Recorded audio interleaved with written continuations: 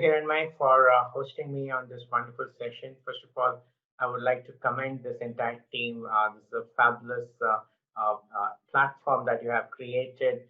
Something, if I just look back into a couple of years, when I started this journey of innovation with large multinationals across the globe, I think this was something which time and again came into our minds that. Why is there a possibility that somebody could kind of create a platform which could help us connect with what we are looking as corporates versus the talent which is there in the ecosystem, the talent being individuals, being innovators, being startups, SMEs, whoever that is, right? Uh, Anybody who's willing to partner with a large corporate on innovation, on solving industry challenges, there always has been a gap. And I think this platform looks very forward looking, and it's very promising to me when I spoke to you a couple of days back. And I certainly see that we are able to bridge a lot of things that's come this way. And if I look at what can be done around this is the fact that if you look at how corporates come, right, what we have is like what was said earlier, rich experience. We got a large team, but alongside that comes two big things. We have a very high momentum, but that momentum is in one direction. And at the same time, we also have a lot of opportunities with the access that we have to the market, the access that we have to the global customer base. Comes a lot of challenges. Now, what we call as challenges at corporate could actually be opportunities for all these young budding entrepreneurs who are outside the corporate environment. And when we look at those aspects, the key thing is how do we get connected? And when we talk about open innovation challenge, I think the engagement goes both ways. One is building the culture of innovation within the organization, so you are well prepared to kind of invite and accept, and more so absorb the innovations and the solutions which is coming from outside in. And if I look at the other side, when we go out through an open innovation challenge, or do a kind of a focused discovery and scouting of this, I think the key thing is how we are able to kind of create that matchmaking.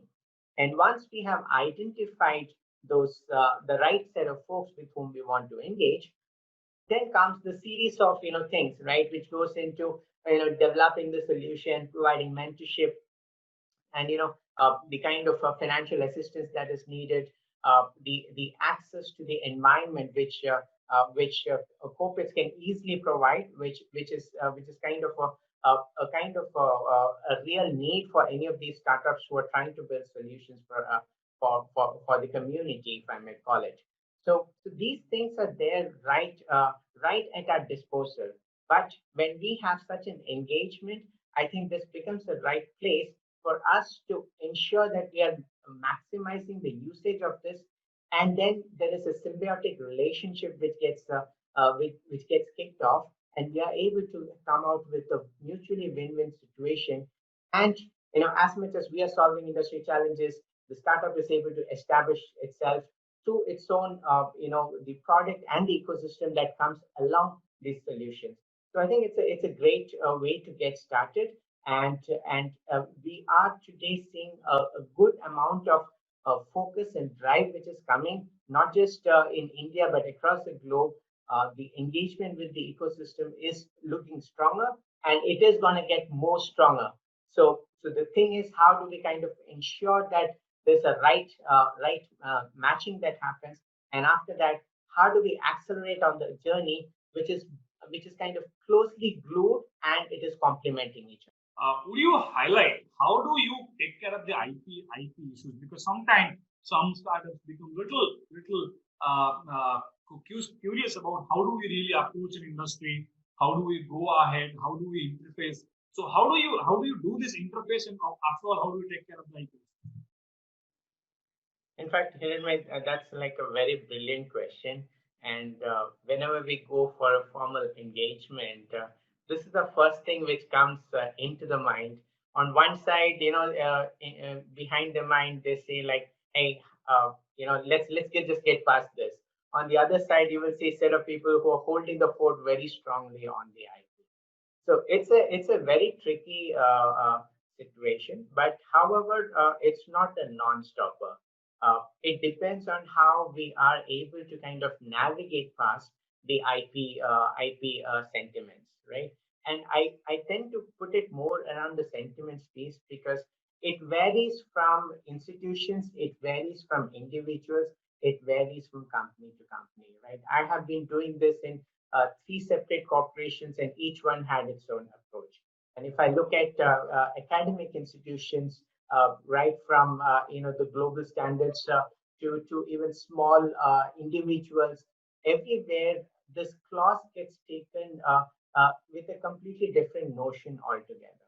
So the approach to do this is, I think IP should not be brought on day one. We should kind of uh, allow, and especially for the startups and the innovators, I would say the best way to navigate through and to accelerate is to have the IP at a later stage, because by that time both of you have become more comfortable. If we bring the IP right at the beginning of it, everybody tends to get very defensive. You're talking about an IP for something which you've not even created. You're just imagining that I want to hold the IP of something that does not exist, right? So our approach has been that, let's understand each other's interest. Keep the IP aside. Let's understand each other's interest.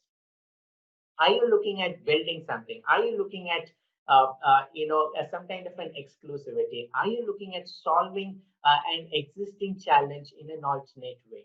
Depending upon what those challenges are, depending upon who's on the other side of the table looking at it, we have to find a way to kind of to kind of make through a value proposition which is win-win for both the parties. And to this, at STL and back at Amdocs, we have a good patent and legal teams who are well versed with this environment, and it also goes with the learning. As much as a startup is getting to learn about corporates, I think the corporates are also learning about startups, and so is this legal team. So the best scenario is during any of these engagements, involve this team right at the beginning and start with a basic engagement, right? Which is sometimes as basic as a non-commercial MOU, which gets organized between the two, to ensure that we are committed to work on this. We are committed to support each other in the initial stages about mentorship. We are committed to provide them areas on a physical environment or technical walkthrough of the plant or of the space, or even kind of sharing those challenges. It starts with that, and slowly you get into developing the solutions. You start getting comfortable with each other. You start realizing what was an idea at one point in time has now become a prototype. It's now very apt into building a solution which runs on the field, and you are able to kind of look at it more constructively as to how this is solving the world challenge. And you also see there is a commercial value prop around it. By this time, you are able to better identify what clauses, what exclusivity, what IP terms you need to negotiate. Otherwise, what you have probably started at the beginning, by this time your product has changed, your offering has changed, and perhaps you're looking at a completely different use cases. So something that you signed earlier is not valid now. But as you take it this stage of it, and you then look at it from a value prop, you're able to tie this everything together, and you know what is the roadmap ahead, and you also start believing that you can drive this into a scalable business. Or are you talking about a single product, or are you talking about a very small area out of it? Sometimes I've even seen that people are willing to let go as well. So this is a very interesting concept. I would say park it at the right timing, and that's what is the key. Wonderful. So here is one point. I almost got an idea. So now all of you, particularly the startup accelerators in corporates, you onboard people, you hunt for good startups, sometimes they get crashing, and then you engage them in a meaningful manner for creating value in a stipulated time period. So in that process, how do you kind of measure the process of engagements, or how do you ensure that you optimally take them to a level, because they don't come for 3 years or 2 years, they come for a shorter period of time. So how do you really engage them more meaningfully? This is an open question. Any of you can pick up. I'll take a stab at that, Hiranmay. So let's look at how do we engage. I think the first piece is the initial phase of discovery, where we call it the startup speed dating, right? You just come meet for 15-20 minutes. You have a power pack session, and you kind of understood whether we can kind of map this into any of our roadmap or not. But what happens after that is in the hands of both the corporates and also the partner on the other side. And by partner, again, I would say it is individual, it is startup, it is academias, right? So uh, how do you want to take that ahead? And you should every time there should be kind of a progress that goes into the next step, which takes you closer to the commitment. So when we have looked at it, second time you talk about more like a blueprint. Third time you come talk about developing a prototype. Fourth time you're talking about building that into and taking it to the field. Fifth time the journey continues. And as long as you're able to connect yourself with the value system, I see the engagement continues. It could sometimes things materialize in 3 months' time.